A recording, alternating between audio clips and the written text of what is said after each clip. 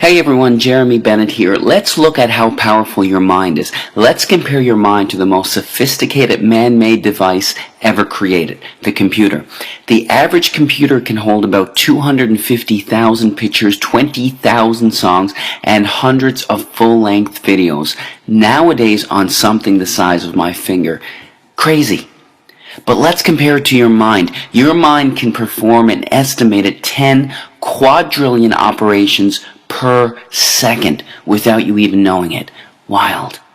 Ask yourself right now, what's making your blood flow throughout your veins with the perfect amount of pressure to keep you alive? What's making your heart beat right now? Are you consciously commanding your heart to beat right now? No. What's maintaining your body core temperature to the perfect degree to keep you alive? What's doing the 6 trillion things to your 60 trillion cells every single second? It's something called your subconscious mind. This is the powerhouse to who you are. Your cat has it, even your puppy has it. But of all the things that your subconscious mind can do, it can't do one thing. And this thing can help you attract good things into your life or can absolutely demolish your health. What is that one thing it can't do? It can't distinguish between a real event and something you merely think about. Sounds absolutely ridiculous, right? What happens when you have a nightmare? You wake up, your heart is pounding, you're sweating, and you're anxious beyond words. The nightmare existed in your mind. You weren't in any real danger at all. But your mind didn't know that. You physiologically reacted as if the nightmare was actually taking place in reality. There was a study conducted where a doctor hooked up an elite athlete, a professional skier, to a device that measured the athlete's muscle fibers. He told the skier to merely think about skiing down a hill without moving a muscle. The act of thinking about skiing down the hill actually made the same muscle fibers that would have actually fired off if he were to be actually skiing fire off from thoughts. This has been demonstrated time after time with the placebo effect. Group A suffering from a particular illness gets prescribed a pharmaceutical FDA-approved drug specifically designed to treat that illness. Group B suffering from the same illness gets a sugar pill, thinking it's real medication. Both groups get cured. In fact, the New England Journal of Medicine published a study involving two groups suffering from the same degenerative knee disorder. Group A had a surgery designed to scope out the knee and relieve the symptoms of the disorder. Group B, with the permission of the family, had a fake surgery. A placebo surgery, thinking that they had a real surgery. Only 3 small incisions were made in the kneecap, but no real surgery was performed. Both groups reported that the surgery was a success. In fact, researchers are suggesting that a minimum of 1/3 of all medical treatment, including surgery, is due to the belief that the treatment is going to work. The placebo effect.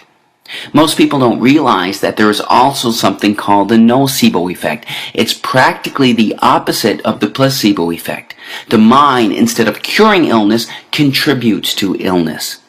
That's what a hypochondriac is. Their belief that they're going to develop a disease actually causes them to experience the symptoms of it.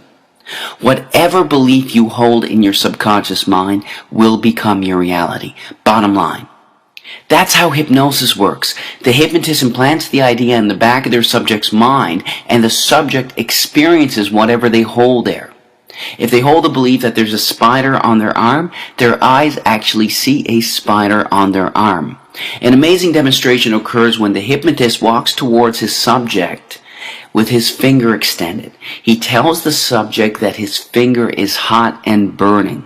The hypnotist slowly touches the subject on their arm, and a blister actually forms in the exact place that the finger touched. Now, this is crucial to understand in all healing. Free will, as we understand it, is practically an illusion.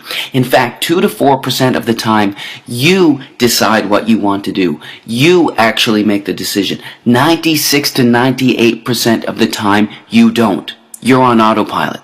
Your subconscious mind controls your decisions 96 to 98% of the time. Don't believe me? Do you like ice cream? If you do, snap your fingers and stop liking it. Do you enjoy watching sports? Snap your fingers and stop enjoying it. You can't. 96 to 98% of the time, everything we crave, desire, and act upon comes from what we hold predominantly in the back of our subconscious minds. Whatever we hold predominantly in the back of our subconscious minds, we are attracted to in life. What happens when you buy a new car? It's the only car you see on the road for the next 2.5 weeks. You saw those cars before you bought your car, but why didn't they stand out to you? Because you didn't own that car yourself. You weren't thinking about it yourself. What you hold in your mind, you're attracted to in life. That's how subliminal ads work so effectively. They work so effectively that they are banned in over 10 countries as a way to advertise. So if what you hold in the back of your subconscious mind shapes your reality, what shapes your subconscious mind? Practically everything that you're exposed to, everything that you see, hear, smell, taste, and feel is shaping your subconscious mind. Let's look at some specifics. Television. Here's a scary stat. By the time a child finishes elementary school, that child has witnessed an estimated 8,000 simulated murders on TV. All of these extremely graphic scenes are sinking back into their minds. And don't be tricked by Hollywood or cartoons. In the most important developmental years, when a child should be taught compassion and understanding, extremely intelligent minds behind the creation of perceived harmless children's cartoons are sinking violence into the back of their minds. Don't be fooled. What are you listening to on the radio? Every single word or thought you hold in your mind has a particular vibrational frequency. Negative words or intentions have slower vibrational frequencies, and positive words have higher vibrational frequencies. This is a song by Lady Gaga called Bad Romance. Some of the lyrics are, I want your drama, I want your ugly, I want your disease, I want a bad, bad romance. Our thoughts create us. We have to be extremely careful with what we are feeding our minds. Music can be beautiful and beneficial, but it can also have a negative impact on your health. Choose wisely. When I was growing up, the most violence we had on video games was Mario and Luigi jumping over turtles' heads. This is what our youth are playing today. These gruesome, extremely graphic images are sinking into the backs of their subconscious minds, weakening their immune systems and having astronomical, gradual negative effects on their health. Nobody's saying that these games are going to cause them to pick up a gun and go shoot somebody, but these games are affecting their health. There is zero doubt about that. What happens when you gossip? In order for you to gossip, you have to hold a negative memory and negative thought inside of your mind. You not only think about that negative memory, you share it with the other person that you're talking to.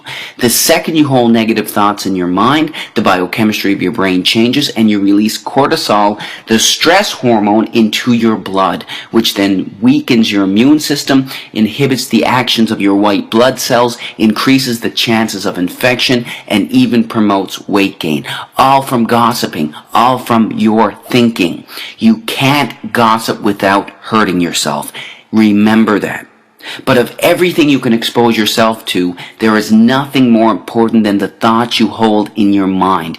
We have on average 60,000 thoughts a day. And the reality is, not only are most of these thoughts the same thoughts we had yesterday, but they are negative thoughts, either dwelling on something bad in the past or fearing something that could potentially happen in the future. The second we have these negative thoughts, the second we release cortisol, the stress hormone, into our blood. Our thoughts create us. Most people believe that situations cause them anxiety, stress, or cause them to be depressed. The reality is this: there is absolutely no situation in the entire universe that can cause someone to experience anxiety. None. It's your psychological reaction to the situation that can cause you to experience anxiety, not the situation itself. This is crucial to understand. Why is it that when one person skydives, their brain releases endorphins, the good feeling chemical, into their blood, while releasing cortisol into another's? It's the same situation. How can the company of one person cause excitement in one person while making another person stressed? It's because it's never the situation that causes anyone to experience anxiety, but the reaction to it. You create your anxiety, not a situation. When you truly fundamentally understand this truth, that's when you realize that you control your anxiety, not a situation. It's one of the most liberating feelings you can ever experience. If you create it, you can take it away. Your thoughts control your life. You are the creator of your everything. Choose your thoughts wisely. God bless.